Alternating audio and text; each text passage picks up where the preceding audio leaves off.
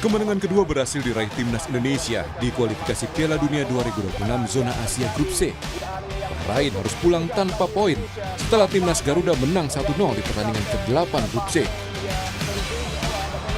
Stadion Gelora Bung Karno bergemuruh saat Ole Romeni mencetak gol cantik di menit 24, memanfaatkan umpan matang Marcelino Ferdinand. Gol sematawayang Romeni sudah cukup memberikan kemenangan bagi tim Garuda untuk mengamankan posisi keempat klasemen. Dari 8 pertandingan, Indonesia punya 9 poin, hasil 2 kemenangan dan 3 kali seri. Jepang memimpin klasemen dan sudah dipastikan lolos ke putaran final Piala Dunia 2026. 2 laga sisa akan menentukan langkah Indonesia menuju Piala Dunia, yakni melawan Tiongkok dan Jepang. Pelatih timnas, Patrick Kluivert, cukup puas meskipun seharusnya timnas bisa mencetak lebih banyak gol. Hasil ini pun menjadi kemenangan pertama Kluivert sebagai pelatih timnas Garuda. Ia turut memuji penampilan Romeni, Rizky Ridho, hingga Joey Pelupesi. Ridho played a fantastic game, really impressive. I knew already his qualities as well, but he did a great job. What else could I say? He deserved to play as well, and he's got a bright future, of course. But I'm really happy with his performance this evening. Sementara pelatih Bahrain mengucapkan selamat untuk kemenangan Indonesia. I can say first, congratulations for Indonesia for the win. The result was 1-0 from my side. I'm a little bit upset just with this result because I think we deserve minimum to be draw this game. Masih ada 2 laga sisa yang harus dihadapi timnas Indonesia. Bukan laga mudah, karena timnas akan menghadapi Tiongkok pada 5 Juni dan selanjutnya bertandang ke Jepang pada 10 Juni 2025. Tim Liputan, Kompas TV.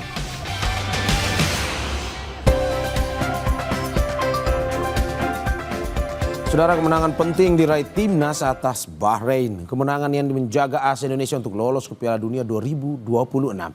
Lalu, apa evaluasi dari pertandingan tadi malam dan apa strategi yang perlu diterapkan di 2 pertandingan sisa melawan Tiongkok dan Jepang? Kita ulas bersama pengamat sepak bola Erwin Fitriansyah. Selamat pagi Mas Erwin. Selamat pagi. Terima kasih sudah hadir di studio Mas. Terima kasih juga sudah diundang. Dan mantan pemain timnas Aji Santoso. Selamat pagi Mas Aji. Selamat pagi Bung Mario, selamat Terima pagi kasih. Mas Erwin. Selamat pagi Kapten. Terima kasih Mas Aji dan juga Mas Erwin sudah bergabung di Dialog Sapa Indonesia pagi hari ini. Ini masih terasa juga nih senyum-senyum kemenangan nih sampai pagi ini nih. Saya ke Mas Erwin. Mas Erwin, sebenarnya pengen langsung bahas berapa peluang, seberapa besar peluangnya. Tapi sebelum itu kita bahas evaluasi dulu tadi malam soal pertandingan Indonesia-Bahrain. Menurut Anda sudah optimal dibandingkan dengan lawan Australia atau bagaimana? Kalau melihat hasilnya tentu optimal karena waktu lawan Australia kita kalah semalam menang. Tapi kan kalau dilihat lagi secara permainan ya. Secara permainan di lini belakang terutama ini harus kredit tersendiri harus diberikan kepada trio lini belakang tanpa mengecilkan pemain lainnya. Karena banyak sekali peluang yang mereka gagalkan sebelum sampai ke Martin Paes. Difilter juga dari lini tengah. Jadi 3 orang di lini belakang ada Jay Izes, ada Rizky Ridho, ada Justin Hubner. Ini solid sekali didukung dengan pemain-pemain tengah. Dan yang menonjol adalah Joey Pelupesi di tengah. Dia debutan starter untuk pertama kalinya karena di Australia dia nggak main. Dia main di tengah itu solid sekali, jadi filter serangan di lini tengah sehingga membuat Tom Haye leluasa untuk bisa ikut menyerang untuk mengkreasi serangan. Jadi kredit yang paling bagus ketika mereka bertahan. Tapi PR-nya tentu adalah ketika penyelesaian akhir. Kalau misalnya peluangnya Eliano ataupun Marcel itu jadi gol 3-0 kita bisa unggul. Nah, ini kita tetap bersyukur karena unggul, tapi ada tetap ya PR-nya di penyelesaian akhir. Oke, melihat terlepas dari peluang-peluang emas yang memang akhirnya gagal dimanfaatkan, tetapi menurut Anda dengan menciptakan peluang emas itu permainan Indonesia semakin lebih intensif, lebih optimal ya? Ya, apalagi kalau mengingat bahwa ketika menghadapi Australia kan menguasai permainan tapi malah kebobolan 5 gol, hanya bisa mencetak 1 gol. Sampai akhir pertandingan waktu lawan Australia itu possession sekitar 60-40 ya, 60 sampai 30 sekian dibandingkan Australia. Semalam possession kalah. Penguasaan bola itu kalah 55 dan 40 sekian berapa gitu ya, kita kalah.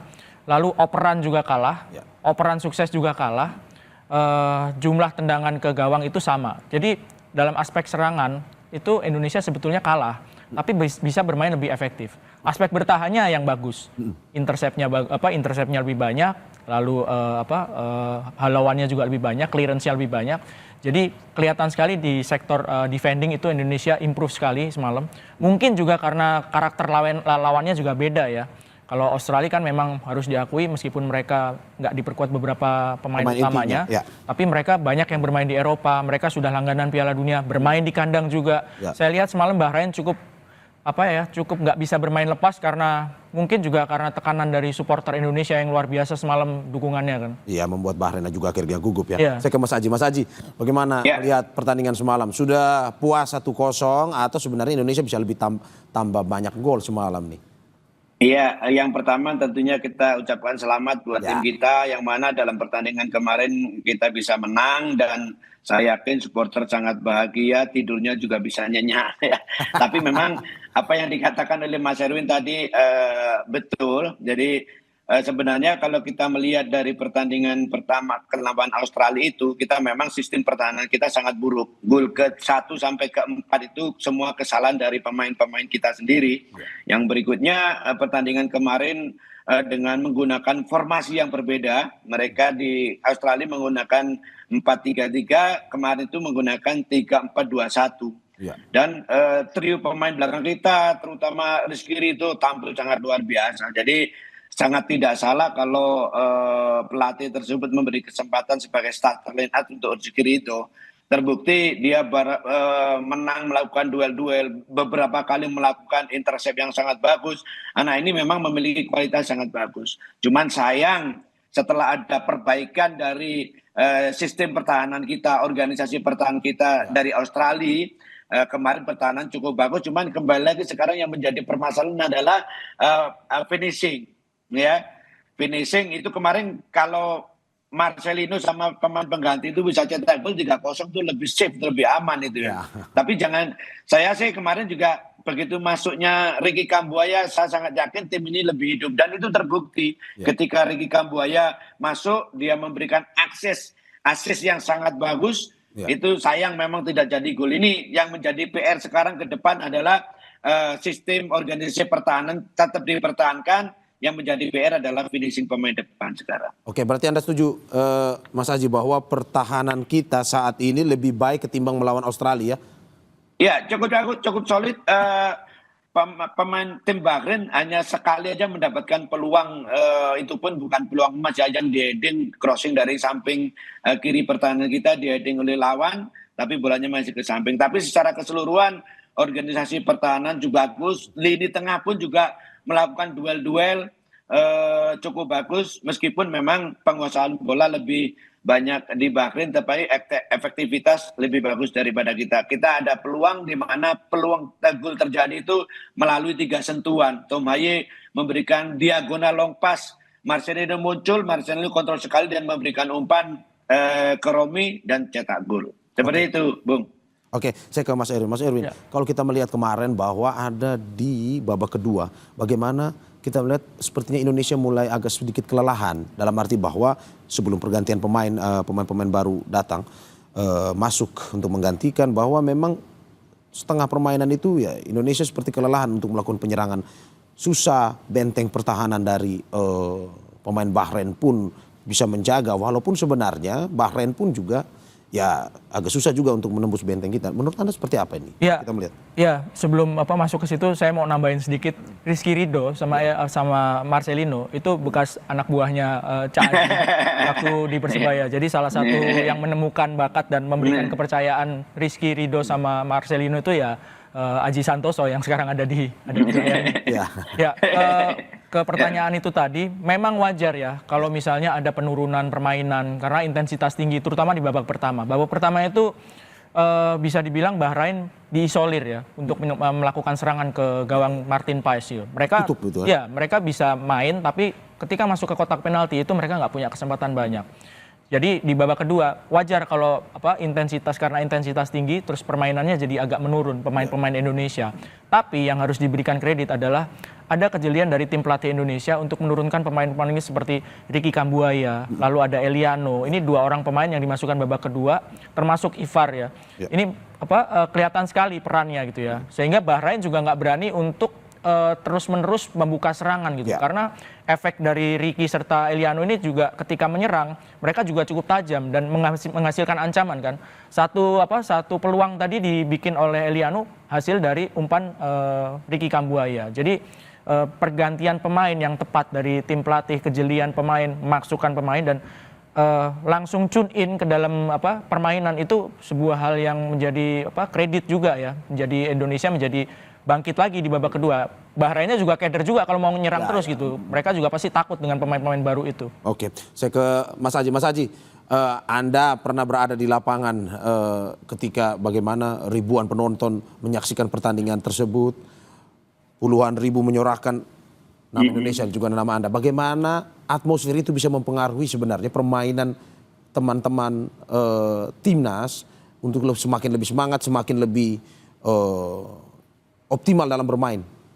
Iya, semalam itu semua supporter sekitar 70.000 penonton yang menghadapi, tentunya ini menjadikan dorongan spirit buat pemain untuk tampil habis-habisan. Dan itu dibuktikan oleh semua pemain. Menurut saya semua pemain bukan hanya masalah menang aja, tetapi memang pemain kemarin benar-benar main cukup bagus, cukup solid. Salah satunya adalah kehadiran pemain ke-12 yaitu supporter gitu loh. Jadi ini harus dijadikan momen untuk bisa kita lolos ke babak berikutnya karena peluangnya cukup besar dengan catatan kita bisa menang lawan Tiongkok nanti. Oke Mas, ini juga terkait dengan pengalaman Anda sebagai seorang pemain. 3-4-2-1 berbeda juga dengan lawan Australia kemarin. Bagaimana Anda sebagai pemain saat itu harus beradaptasi cepat dengan pergantian-pergantian strategi, terutama pergantian yang misalkan harus terjadi di dalam sebuah pertandingan. Misalkan babak pertama formasinya berapa, strategi masuk ke babak kedua seperti apa untuk melihat dari pertandingan. Bagaimana waktu itu Mas? Iya Bung, ini pemain-pemain kita ini kan pemain-pemain berpengalaman, pemain-pemain yang sangat berkualitas. Jadi menurut saya memang ada sedikit risiko yang diambil oleh tim pelatih di mana merubah formasi dan itu tidak banyak waktu. Tetapi kembali lagi bahwa pemain-pemain ini sudah berpengalaman dengan memainkan formasi apapun. Jadi ketika perubahan formasi dari 4-3-3 menjadi 3-4-2-1, sepertinya kalau melihat pertandingan kemarin nggak ada masalah gitu loh. Meskipun ini menurut saya pasti melalui analisa tim analis dari timnas kita juga melihat dari cara bermain lawan, akhirnya pelatih kita mengambil keputusan untuk merubah formasi permainan. Jadi menurut saya kalau kualitasnya bagus itu main formasi apa aja sebenarnya tidak terlalu bermasalah, tinggal lebih efektif mana kita menggunakan formasi 4-3-3 atau 3-4-2-1 lebih efektif mana gitu. Saya lihat kemarin kita menggunakan 2 gelandang serang ya. Si Marcelino sama Rawat Mangun ya, tidak menggunakan di sayap meskipun dia di sayap tapi lebih banyak masuk ke tengah. Yang itu yang membuat space di pertahanan mereka back kiri back kanan banyak kosong, dan itu terbukti ketika gol terjadi itu karena tidak ada pemain belakang lawan yang berada di posisi back kiri, sehingga Marcelino dengan luasa mendapatkan bola dan memberikan umpan di mana umpan itu cukup bagus dan akhirnya bisa terjadi gol. Oke, kalau misalkan Anda bilang efektif tadi malam, apakah 3-4-2-1 juga efektif untuk pertandingan selanjutnya atau gimana? Ya tentunya salah satunya melihat dari cara bermain lawan. Tapi menurut saya tim ini sebenarnya memang sudah terbiasa ketika pelatih STY terbiasa menggunakan 3 center back gitu loh. Jadi kalau menurut pengamatan pelatih ini lebih efektif. Kalau menurut saya sih kemarin sih lebih efektif, dari pertahanan juga kokoh, dari segi attacking juga lebih banyak peluang terutama di samping kiri dan samping kanan. Oke, saya ke Mas Erwin. Mas Erwin, ada beberapa pemain yang semalam tidak unjuk gigi di lapangan melawan Bahrain. Menurut Anda siapa yang perlu dikasih kesempatan untuk pada pertandingan berikut melawan Tiongkok dan juga Jepang? Masuknya pemain cadangan seperti Ricky Kambuaya serta Eliano Ya. dan mereka bisa langsung tune in, Tune in, bisa ya. membuat peluang. Peluang emas ya. Itu dalam hal positif ya. Ini bisa membuat tim pelatih bingung karena pilihannya kan semakin banyak. Semakin banyak. Ya, ini positif buat timnas. Jadi ini kan pertandingan berikutnya tanggal 5 Juni, masih lama. Sama 10 Juni lawan China, 5 Juni di Jakarta, 10 lawan Jepang. Masih banyak kemungkinan yang bisa terjadi, apakah cedera, apakah tidak fit gitu ya. Tapi positifnya adalah pemain-pemain yang dimasukkan sebagai pemain cadangan semalam, pemain pengganti, itu bisa langsung masuk dalam atmosfer pertandingan dan mereka memberikan impact yang cukup besar gitu ya. Ada Ivar Jenner juga ketika masuk ke dalam lapangan juga memperkuat lini tengah ketika Tom Hai ditarik keluar. Jadi pilihannya semakin banyak dan semoga mereka bisa tetap fit gitu di menjelang tanggal 5 ini, 5 Juni. Masih cukup lama sih. Oke, banyak yang menanti-nanti termasuk Emil Audero. Apakah perlu untuk menjaga, berikan menit bermain untuk bisa bermain bersama timnas atau gimana? Ya, Emil Audero ini dinaturalisasi ini kan membuat posisi Martin Paes ini menjadi tidak aman dalam hal positif juga ya. Ada saingan baru gitu ya.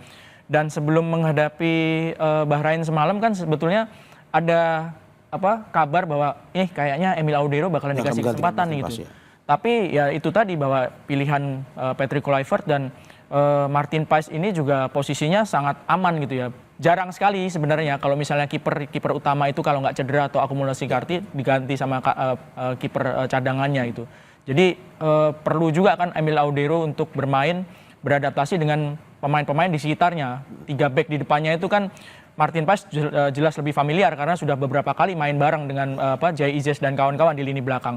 Mungkin itu pertimbangan yang dipakai oleh tim pelatih sehingga Emil Audero belum diturunkan di pertandingan malam tadi. Oke, kalau melihat non teknisnya, misalkan komunikasi dan segala macam terkait dengan antara pelatih dan juga para pemain, menurut Anda sudah semakin optimal atau sudah semakin itu harus perlu ada perbaikan dalam arti bahwa ini bukan hanya strategi tapi hal-hal non teknis pun perlu diperhatikan juga.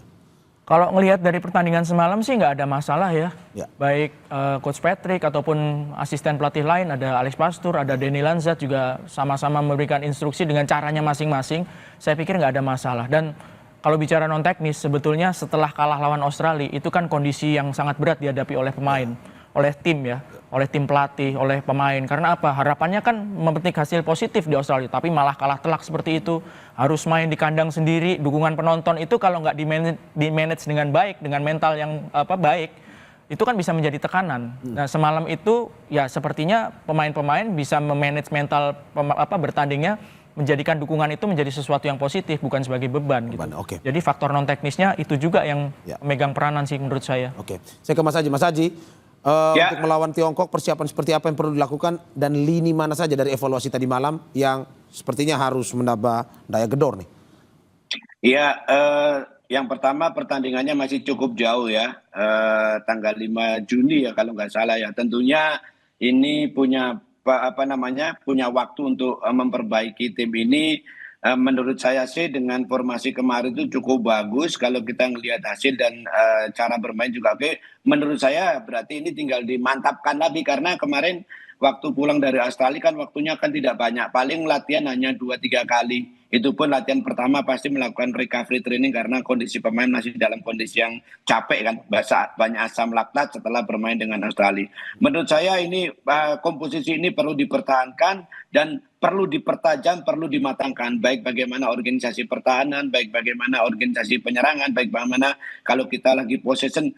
Itu kemarin memang sentuhan-sentuhan tim lawan sedikit lebih unggul, tetapi untuk berikutnya seharusnya sentuhan-sentuhan kita harus lebih bagus lagi karena materi pemain kita ini sangat layak untuk bermain dengan 1-2 sentuhan gitu. Kemarin masih ada beberapa kali sering hilang bola dan satu lagi saya lihat kemarin ketika melakukan direct long pass dari stopper kita ke striker kita itu selalu gagal. Tetapi ketika melakukan diagonal long pass ini banyak suksesnya gitu. Terbukti banyak-banyak ruang kosong yang bisa dimanfaatkan pemain-pemain kita. Jadi menurut saya waktu masih ada, cukup lama persiapannya. Nah ini harus dipermatang lagi, dipertajam lagi untuk lebih matang lagi ketika menggunakan formasi yang sama dengan pertandingan semalam. Begitu juga Begitu, Bung dengan Mario. begitu juga dengan pemain-pemain pengganti yang semalam Ya, ya, itu ya sudah semakin optimal ya. ya, artinya kualitas pemain pengganti terutama Ricky Kambuaya itu menurut saya tidak kalah dengan pemain-pemain starting line up. Ya. Terbukti ketika Ricky Kambuaya masuk dapat peluang memberikan assist yang sangat bagus, ketenangan dia, bagaimana dia running behind opponent, lari di belakang pertahanan lawan, dapat bola, bagaimana dia delivery ball yang sangat sempurna, hanya saja finishing touch yang perlu diperhatikan. Oke. Kalau dari sang kapten tadi malam bagaimana memimpin rekan-rekannya? Ya, kalau memang menang ini semua kelihatan oke semua ya Mas. Ya, tapi memang kita harus apresiasi mereka. Ya. Tidak hanya kapten aja, semua pemain tampil cukup bagus. Hanya saja itu tadi sih, seharusnya kita menang 3-0. Marcelino 1 sama kalau kita 3-0 tidur lebih nyenyak semalam itu. Kalau 1-0 kemarin itu masih sempat deg-degan gitu. Karena begitu lama bisa cetak gol, kita seri. Kalau kita kemarin seri, peluang kita hampir tidak ada gitu. Hampir berat gitu. Tapi ketika ini menang, peluang kita sangat terbuka lebar, tergantung dari nanti pertandingan melawan Tiongkok. Seperti itu Bung Merir. Saya ke Mas Erwin. Bagaimana melihat di atas kertas melawan Tiongkok? Ya kita kesampingkan Jepang dulu. Ini Tiongkok dulu karena paling dekat. Ya. Kalau melawan Tiongkok, kesempatan kita, peluang kita? Kondisinya gini, menghadapi Tiongkok ini kan pertandingan kedua ya. Sebelumnya kita pernah menghadapi Tiongkok di kandang mereka. Dan waktu itu kondisinya adalah Tiongkok habis kalah berturut-turut 3 kali sebelumnya. Sementara mentalnya lagi jatuh waktu itu. Sementara Indonesia nggak pernah kalah, lawan Arab seri ya kan, lawan Australia seri, lawan Bahrain hampir menang, akhirnya 2-2. Ketika menghadapi Tiongkok itu semua pendukung itu bayangannya wah kita bisa menang nih lawan Tiongkok, mereka habis kalah terus nih 3 kali. Kondisinya mungkin mirip seperti sekarang ya. Tiongkok habis kalah lawan Australia. Posisinya ada di dasar klasemen. Sementara Indonesia habis menang lawan Bahrain. Posisinya ada di peringkat 4. Poinnya juga ada selisihnya. Nah, ini yang harus diwaspadai. Tidak boleh faktor non teknis bahwa Tiongkok nih lawan yang ringan nih. Ini yang harus dihadapi Indonesia lawan Tiongkok di Jakarta. Tiongkok habis kalah juga lawan Australia. Kondisi non teknis seperti ini yang harus diwaspadai ya, menganggap remeh lawan ataupun apapun itulah ya, itu yang harus diwaspadai karena Indonesia juga belum aman, di posisi 4 pun belum aman gitu. Kalau misalnya kita memetik hasil yang buruk terus Bahrainnya sekarang menang, Bahrain lawan Arab Saudi di kandang sendiri. Kalau mereka bisa menang ya. Ini Tiongkok di dasar klasemen, ini menjadi pengaruh juga untuk mental mereka, di mana kita juga berada di posisi 4, lebih di atas ya, lebih merasa di atas kertas kita merasa diunggul. Tiongkok 2 kali menang, salah satunya menang lawan Indonesia ya. Waktu lawan Indonesia di kandang mereka bisa menang 2-1 ketika mereka habis kalah 3 kali malah menang lawan Indonesia yang waktu itu Indonesia belum pernah kalah. Jadi kondisi itu yang nggak boleh dianggap remeh oleh Indonesia sekarang ini. Dan haruskah ada perubahan strategi atau tetap dengan 3-4-2-1 tadi malam atau bagaimana? Yang pertama tergantung ketika menjelang pertandingan siapa yang fit, ya kan. Terus yang kedua bagaimana analisa dari Coach Patrick dan kawan-kawan dan staf lainnya harus pakai strategi apa. Tapi saya pikir dengan hasil semalam, dengan formasi seperti semalam, paling tidak formasinya ya. Formasinya itu menurut saya pemain-pemain yang ada itu lebih familiar dengan formasi 3-4-2-1 atau 3-4-3 ya. Jadi lebih familiar, lebih kelihatan lebih lepas mereka bermain ya. Saya berharap sih tidak ada drama-drama seperti kita lawan Tiongkok di kandang mereka gitu ya. Ketika Tom Hai nggak dimainkan gitu ya, tapi ketika main menjadi pemain pengganti malah mencetak gol, kan ada pertanyaan-pertanyaan gitu kan. Dan seberapa besar peluang untuk bisa lolos, dalam arti bahwa hitung-hitungannya seperti apa jika lawan Cina menang? Singkat aja Mas, jika lawan Cina menang hitung-hitungannya seperti apa dan apakah Indonesia masih punya peluang besar itu? Peluangnya cukup besar sekarang ya. Asalkan lawan Tiongkok nanti menang. Kita oke lah nggak ngelihat lawan Jepang dulu karena step by step. Tapi sekali lagi lawan Tiongkok itu mutlak harus menang kalau misalnya mau mengamankan posisi 3 atau 4. Karena harus diakui menghadapi Jepang itu laga yang super berat. Mereka main di kandang sendiri. Meskipun sudah lolos, mereka juga nggak mau kan, nggak mau kehilangan poin juga kan ya. Jadi lawan Tiongkok harus menang. Kalau misalnya menang, peluangnya untuk lolos untuk ke babak 4 ya, untuk mengamankan posisi 3-4 cukup terbuka. Cukup terbuka ya. Oke, saya terakhir ke Mas Aji. Mas Aji, bagaimana melihat pertandingan melawan Cina nanti? 3-4-2-1 perlu dipertahankan atau ada racikan baru? Iya, tentunya kalau melihat permainan kemarin sih tidak ada salahnya untuk mempertahankan, tetapi tentunya itu setelah setelah tim analis menganalisa efektifnya seberapa jauh kan begitu.